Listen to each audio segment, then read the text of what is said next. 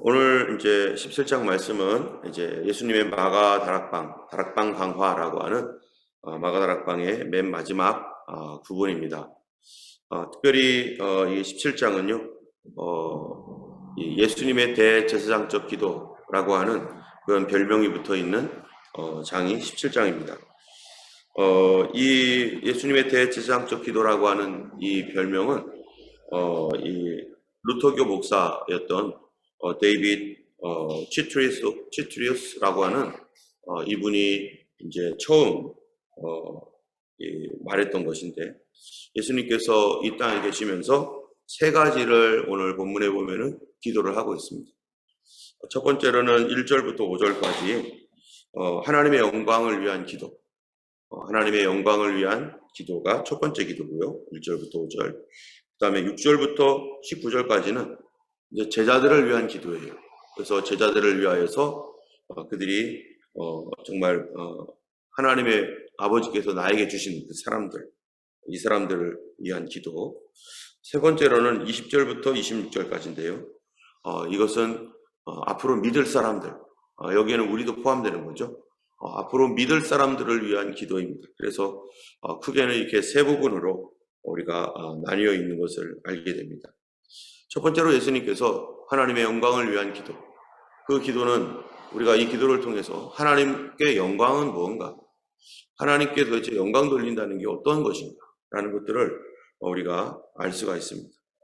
1절에 보면은 예수께서 이 말씀을 하시고 눈을 들어서 하늘을 우러러서 이르시되 아버지여 때가 이르렀사오니 아들을 영화롭게 하사 아들로 아버지를 영화롭게 하게 하옵소서. 이 예수님의 그 기도 내용이 아들을 영화롭게 하셔서, 그래서 아들로 아버지를 영화롭게 하게 하옵소서. 하나님께서 아들을 영광스럽게 하셔야만 아들을 통해서 하나님이 영광을 받습니다 라고 하는 것이죠. 아들을 영화롭게 한다는 것이 뭡니까? 아들을 큰 아주 멋진 옷을 입혀가지고 왕관을 씌워서 그렇게 하는 것이 아닙니다. 지금 예수님께서 요한복음 17장은 이제 18장에서 어떤 일이 일어나게 됩니까?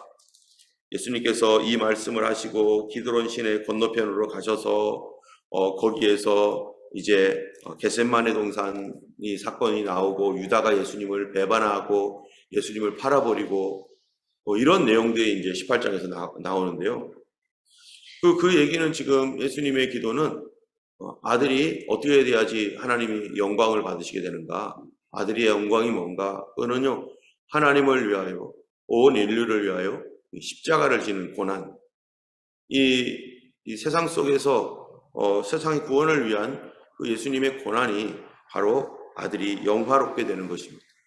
그런데 이 예수님의 고난을 통해서 예수님은 어떻게 되기를 원하느냐면은 나의 고난을 통해서 아버지가 영광되게 되기를 원합니다. 여기서 영광이라고 하는 것은 또 다른 의미겠죠. 이것은 하나님께서 높아지시고 하나님이 얼마나 정말 우리를 사랑하셨는지 온 세상에 선포되고 하나님의 은혜 앞에, 사랑 앞에 사람들이 무릎 꿇고 과연 주님은 하나님이십니다. 그래서 이 아들의 고난을 통해서 하나님의 사랑과 그 은혜가 드러나고, 그런데 아들의 고난을 보시는 하나님의 그 눈은 어떤가? 그것을 마냥 기뻐하시는가? 그런 것이 아니죠.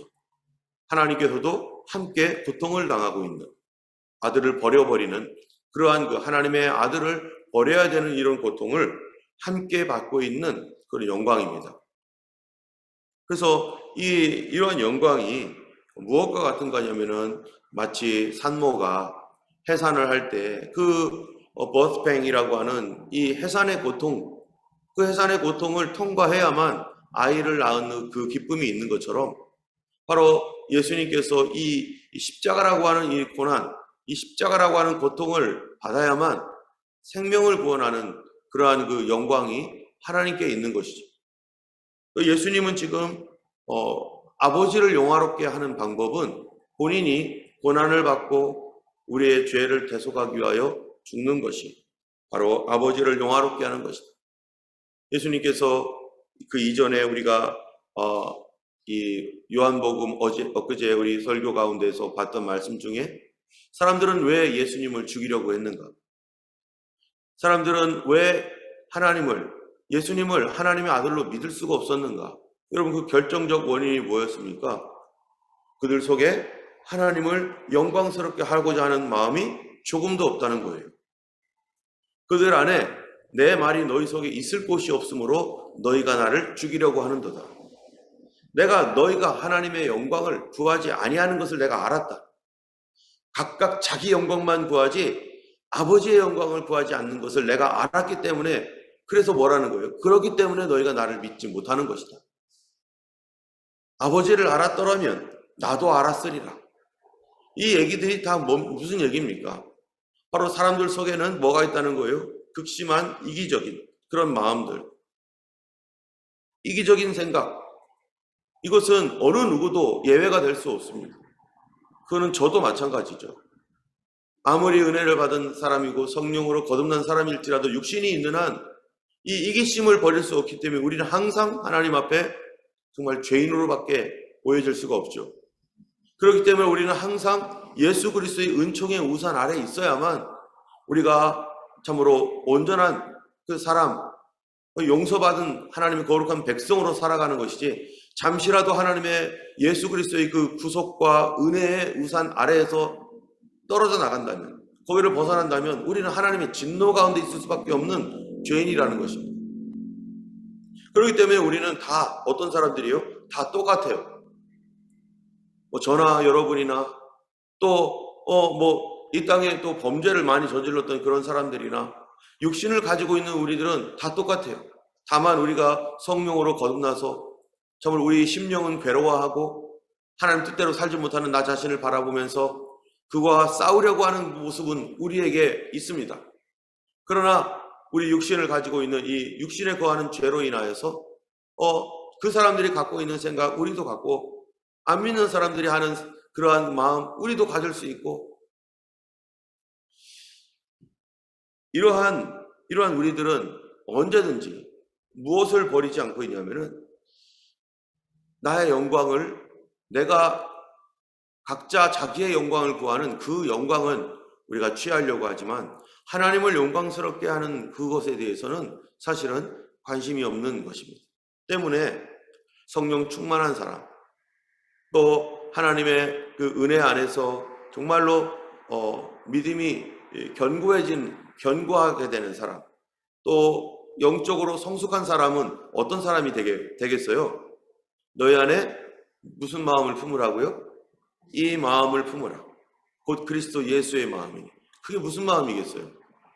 하나님의 영광을 위해서 자기 자신을 영화롭게 하는 마음, 하나님의 영광을 위해서 십자가 지는 마음. 이 예수 그리스도의 마음을 품은 사람, 그리스도를 닮기 원한다라고 우리가 이렇게 기도합니다. 주님, 예수님 닮고 싶습니다. 예수님 뜻대로 살고 싶습니다. 예수님을 위해서 살고 싶습니다. 이것이 우리 성도들의 소원이고 기도인데, 그 말 자체가 뭐냐면은 하나님의 영광을 위하여 나 자신을 기꺼이 고난 속에라도 내려놓는다라는 것이 바로 성숙한 믿음, 성령 충만한 사람. 그래서 이 예수님께서 이 하나님을 영화롭게 하는 방법에 대하여 우리에게 말씀하고 있는 것입니다. 하나님께서 우리가 하나님을 영화롭게 하는 방법이 뭘까요? 그렇다면 우리는 도대체 하나님을 어떻게 하면 영광스럽게 할까요? 그것은 예수님께서 하신 말씀과 같이 이 땅에서 예수님께서 하신 일들이 여럿이 있습니다. 그 일들이 4절에 보면은요, 예수님께서 어떻게 영화롭게 했는가를 보여줘요. 4절 한번 읽어보겠습니다. 시작. 아버지께서 내게 하라고 주신 일을 내가 이루어 아버지를 이 세상에서 영화롭게 하였사오니. 아버지를 이 세상에서 영화롭게 하는 그 일을 위해서 예수님 무엇을 하셨는가? 아버지께서 내게 하라고 주신 일을 내가 이루어서. 예수님께서 이 땅에 오셔서 하신 일이 뭡니까? 바로 복음을 전파하시고 병자들을 고치시고 또 예수님 가르치시고 귀신을 쫓아내시고 이런 일들을 했고, 이제 무엇을 앞에 두고 있어요? 십자가를 앞에 두고 있어요. 예수님의 가장 중요한 사명, 이 십자가라고 하는 사명. 이 예수님께서 여러 가지 일을 해서도 만약에 십자가를 지는 것이 아니었다면은 하나님을 영광스럽게 할 수 있었는가? 그것이 아니죠. 예수님 뭐 때문에 오셨습니까? 바로 우리의 구속을 위해서 예수님이 오셨다는 겁니다. 그 한 가지. 여러분, 우리가 이 땅에 태어난 이유가 뭡니까? 우리는 왜 예수님을 믿고 있습니까? 하나님은 왜 나를 부르셨습니까? 하나님 나에게 왜 버릴 수밖에 없었는데 왜 나를 고치셨습니까? 왜 나를 예수 믿게 하셨습니까? 그것은 나에게 여기 예수님 말씀처럼 아버지께서 내게 하라고 주신 일을 내가 이루어서 어떻게 하게 하려고요? 아버지를 세상에서 영화롭게 하려고. 각 사람마다 자기의 부르심이 있습니다. 저는 목사로서의 부르심이 있고 또 어떤 분은 선교사로서의 부르심이 있고 어떤 사람들은 정말 교회를 섬기는 장로로서 또는 권사로서 집사로서 각자마다 여러 부르심이 있는데 또 어떤 사람은 주방에서 어떤 사람은 찬양으로서 어떤 사람은 재정으로서 또 어떤 사람은 기도로서 각자마다 하나님께서 메인 이 스페셜한 그 사람의 메인 부르심이 있어요. 그것을 하나님 앞에 충성스럽게 감당하는 것. 충성이란 게 뭐죠? 언제나 동일하게 좋을 때나 슬플 때나 어려울 때나 기쁠 때나 항상 똑같게 바뀌지 않고 계속 그 일을 나의 부르심 이거야 하고서 거기에 성숙해지고 거기에 준비되어지면서 계속 그 일을 하면서 나의 부르심에 합당하게 살아가는 거야. 내가 이 땅 가운데서 정말로 이 하나님 앞에서 이 모습으로 주님 앞에 영광을 돌릴 그러한 그 삶이라면 이 모습을 기뻐하며 나를 이렇게 부르신 그 부름에 합당하게 살아가는 것. 그것이 하나님을 영화롭게 하는 것이죠. 그래서 너희 안에 이 마음을 품으라. 곧 그리스도 예수의 마음이니 그는 근본 하나님의 본체시나 하나님과 동등됨으로 취할 것을 여기지 아니하시고 우리가 다른 사람들과 같이 왜 나는 저 사람처럼 저러지 못하지? 왜 저 사람은 저렇게 예수님 믿고 잘 되고 있는데 예수 안 믿는 사람이 더 멋진데 왜 나는 그런 거 없지? 이게 아니에요. 자기는 자기의 길이 있습니다. 나는 내 길을 가는 거지 왜 다른 사람 길 가지고 내 길처럼 하는가? 나는 나의 길을 가는 거예요. 이 길 끝에 주님이 기다리고 계시고 이 길 끝에 나를 위한 상을 갖고 계시고 그래서 우리의 삶은 하나님을 영화롭게 하는 삶이고 나에게 주신 이 길을 기쁨으로 감당하면서 가는 것 그것이 하나님을 영광스럽게 하는 것이며 또 그렇기 때문에 성도들의 모든 삶의 목표가 어디 있는 겁니까? 이 세상에서 아버지를 영광스럽게 하는 거에 있습니다. 오늘 하루 우리가 새벽기도에 나와서 기도하는 것 결국 궁극적인 목적은 어디에 있는가? 하나님께서 우리를 왜 이 새벽에 나와서 기도하게 하시고 또 예배하게 하시는가? 또 우리를 용서하시고 왜 또 고쳐주셨는가? 바로 그 모든 것들이 바로 하나님의 영광을 드러내는 삶으로 우리를 부르셨기 때문에. 자, 그래서 2절에 보면은요, 이렇게 말합니다. 아버지께서 아들에게 주신 모든 사람에게 영생을 주게 하시려고 만민을 다스리는 권세를 아들에게 주셨음이로소이다.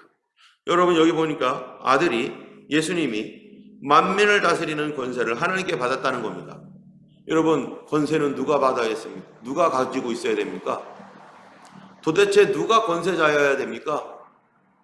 권세를 가지고서 다른 사람 복수하겠다고 그래가지고 다 집어넣어 놓고 자기들은 피하겠다고 그렇게 이리저리 피해 다니는 그런 권세자들은 권세가 아니죠. 권세라고 하는 것은 무엇을 말하는 겁니까? 바로 아버지께서 아들에게 주신 모든 사람에게 뭐를 주게 하시려고? 영생을 주게 하시려고 만민을 다스리는 권세를 아들에게 주셨다. 권세는요, 생명을 주는 게 권세입니다. 권세는 사람을 살리는 게 권세자의 할 일이에요. 이 땅에 있는 사람들 보세요. 그렇게 약할 때는, 자기가 권세가 없었을 때는 그렇게 막 뭐라고 하고 막 그랬던 사람이 권세를 딱 잡으면 어떻게 돼요? 돌변해가지고 다른 사람들보다 더 악한 짓을 하고 있죠. 저는 한국을 보면서 그거를 똑똑히 보고 있습니다. 얼마나 속았어요. 그들을 지원해주고 처음에 잘하겠지. 근데 그 어떤 정부보다 더 나빠졌잖아요. 권세를 가지면, 지금 이제 새로운 정부가 어떻게 될지 모르겠지만, 권세를 가지면 어느 정신을 갖고 있어야 되느냐? 사람을 살려야 된다. 백성들을 살려야 되고, 누가 권세를 잡아야 되는가? 생명을 주는 사람, 사람을 살리는 사람. 여러분, 교회에서나 사회에서나 다 마찬가지죠. 어떤 사람이 목회자가 되어야 되는가? 왜 목사가 되어야 되는가? 나는 왜 집사가 되며, 나는 왜 교회에서 직분을 받는가? 우리에게 사람들을 맡기고 그룹을 맡기고 이럴 때 도대체 무엇 때문인가? 조그마한 권위나 가정 안에서도 남편이 되고 아버지가 되고 엄마가 되고 어떤 권위가 있고 하는 모든 권위는 무엇 때문에 있는 겁니까? 자기를 희생하면서라도 남에게 생명을 주는 거죠. 나 자신을 내려놓고 자녀들이 잘 되도록 희생하는 거. 여러분, 여기에 있는 우리 모두는 다 그러지 않습니까? 비록 화를 내고 어떨 때는 막 그냥 내 부족해가지고 그렇게 할지라도 그 기본적인 마음은 어떻게 하면 자녀들이 정말로 생명을 얻게 할까? 어떻게 하면 잘 되게 할까? 이 권세라고 하는 것은 살리라고 있는 게 권세예요. 왕은 살리는 존재가 왕이고, 그렇기 때문에 예수님께서 지금 영생을 주기 위하여 만민을 다스리는 권세를 받았습니다. 그런데 그 권세를 받았더니 본인이 보니까 어떻게 되는 거예요? 본인이 살려야 되는 거예요. 책임감이 있는 거예요.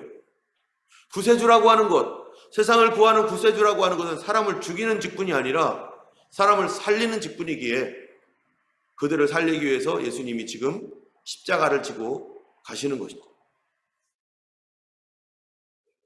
누가 다스려야 되는가? 바로 생명을 주는 자가 다스려야 돼요. 때문에 우리는 권세자들을 이렇게 볼 때 잘 봐야 돼요. 저 사람이 생명을 주는 사람인가? 아니면 자기 이익을 위해서 다른 사람을 짓밟고 있는 사람인가? 저 사람이 하는 그 일이 도대체 무엇을 위한 일인가? 여러분, 그런 걸 보면 다 보이잖아요. 그런데 그렇게 안 보니 도덕적인 관점, 여러 가지 관점이 있죠. 과연 백성들의 마음을 위로해주고 가족들을 편안하게 해주고 교회를 즐겁게 하고 정말로 감사하게 하고 그러고 있는지, 하나님을 영화롭게 하기 위해서 정말로 그런 일들을 목표로 하고 있는지. 그런데 여기 보면은요, 이렇게 말을 해요. 아버지께서 아들에게 주신 모든 사람에게 영생을 주게 하시려고. 그러니까 아버지께서 아들에게 주신 모든 사람. 여러분, 예수님은 누구에게 영생을 줍니까? 아버지께서 아들에게 주신 사람.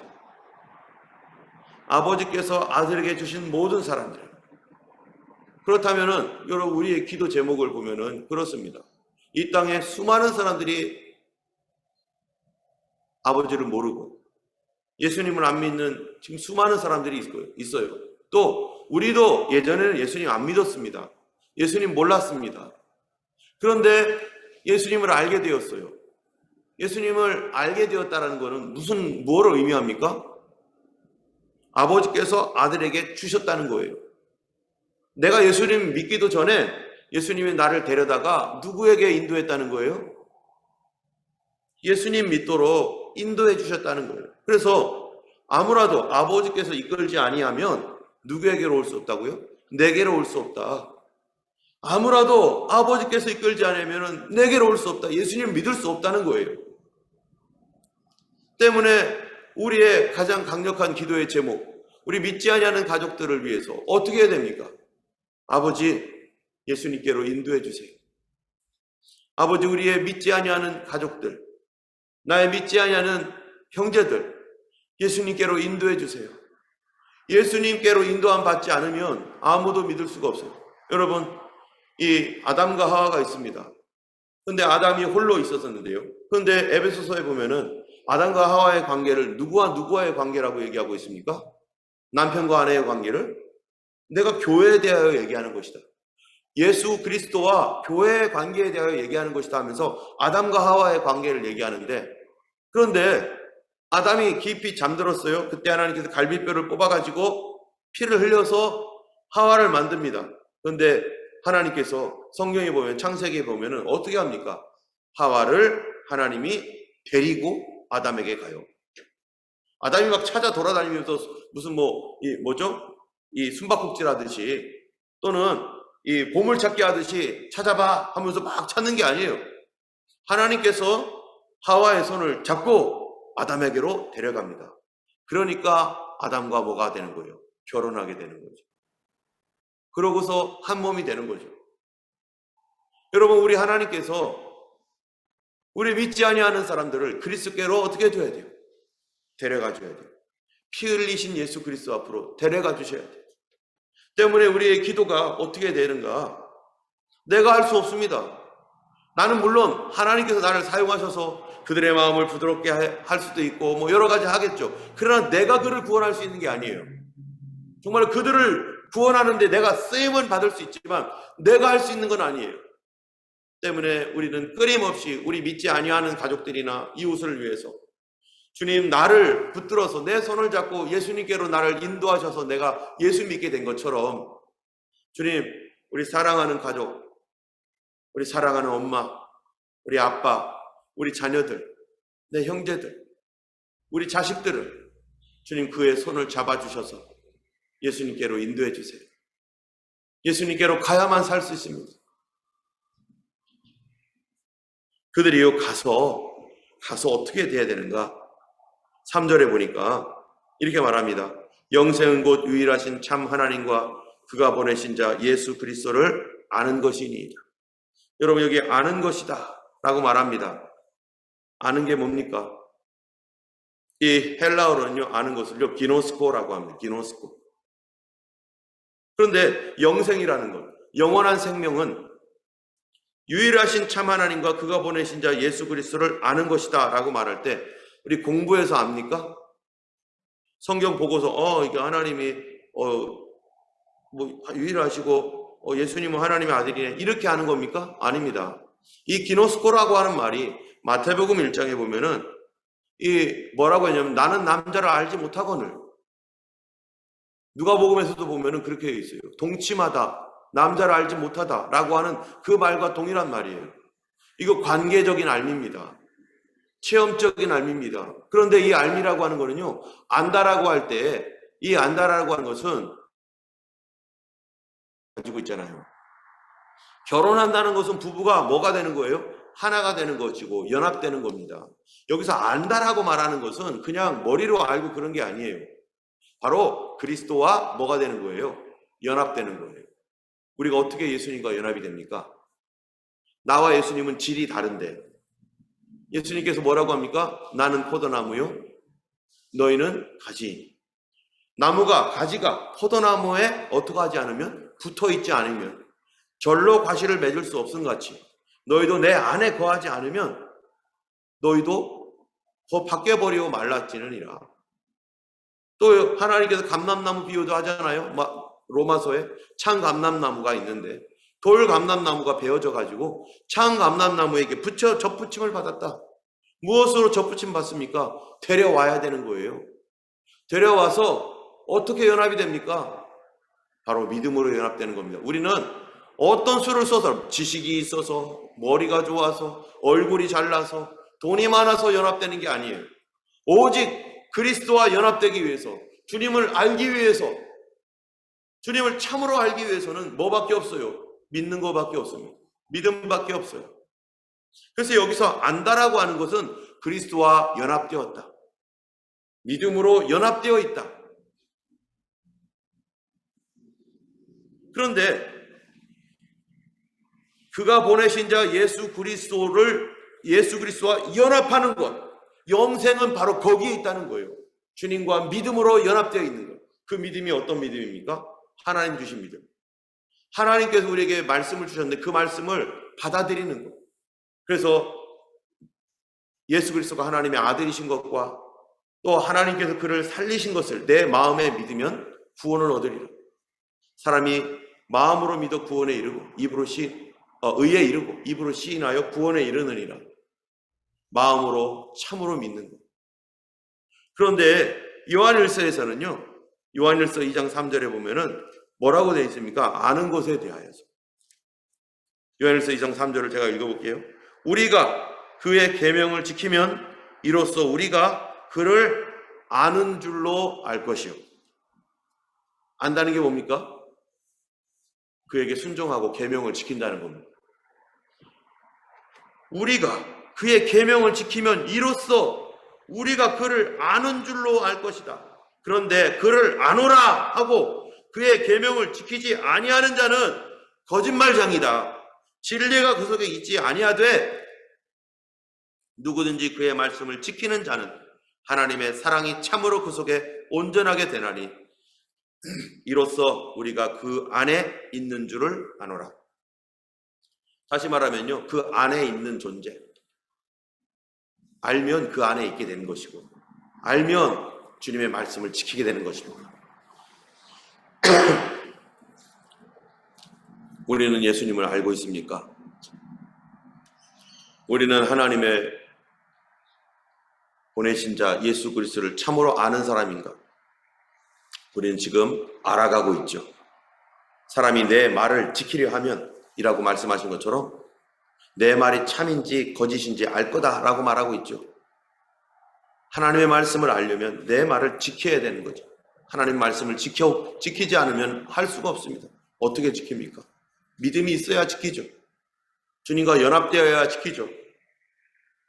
우리 힘으로 지킬 수 없습니다.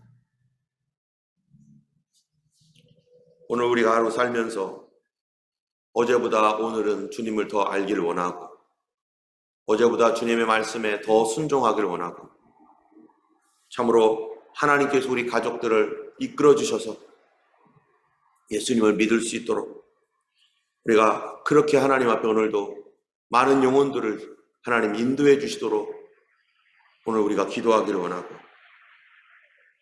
정말로 아버지의 영광을 위해서 예수님은 영화롭게 되기를 원했던 것처럼 우리도 하나님의 영광을 위해서 살아갈 수 있는 그러한 이기적이지 않은 하나님의 영광을 바라볼 줄 아는 저희가 되기를 주님의 이름으로 축원합니다. 오늘도 예수님과 동행하기 원합니다. 기도하겠습니다. 걸어가신 하나님 아버지 하나님 참으로